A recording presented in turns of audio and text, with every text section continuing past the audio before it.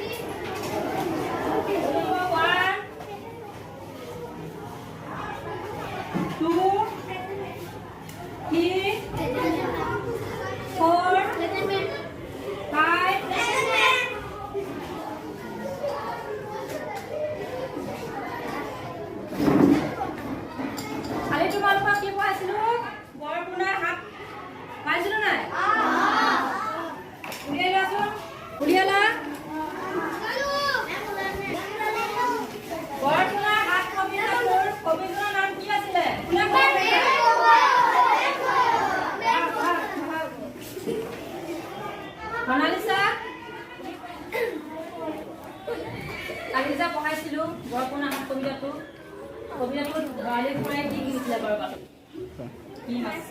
কি মাছ কিনিছিলে? হৈছে। এতিয়া শ্যামলে কোৱাচোন বৰপনাৰ ভাগৰ লগাত ক'ত শুইছিলে বাৰু?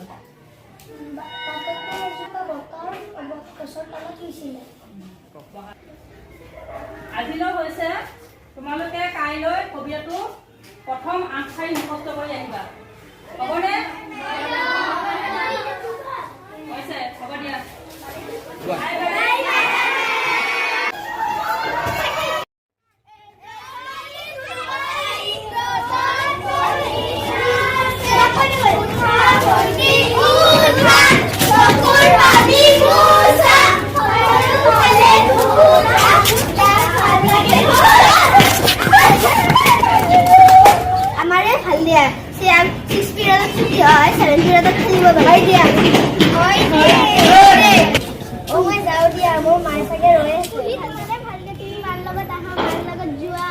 তোমাৰ মায়ে ইয়াতে চাকৰি কৰে হয় দে হয় দিয়া মায়ে ৰৈ আছে চাগে মই যাওঁ দেই bye bye bye bye bye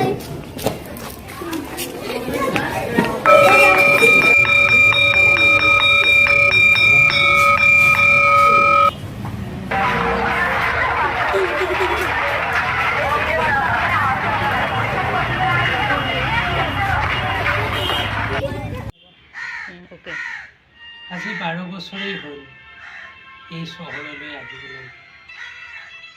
মাজনীৰ চাকৰিৰ বাবে তাতে আকৌ যোৱাই থাকে বাহিৰত।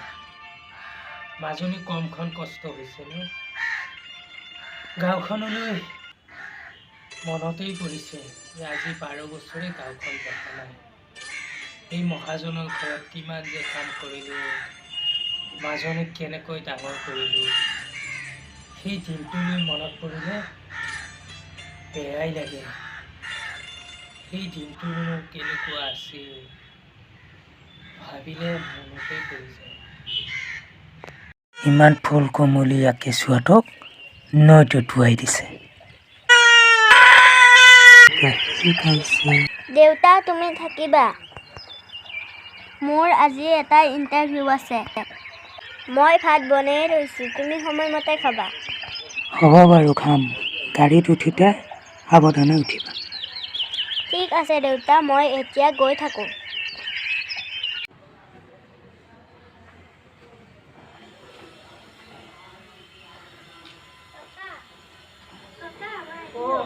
আহিলাই নেকি? ভাত পানী বঢ়িয়াকৈ খোৱা যায়। সাধু কম দিয়া। আজি মই তোমাক দুখীৰামৰ সাধু কম।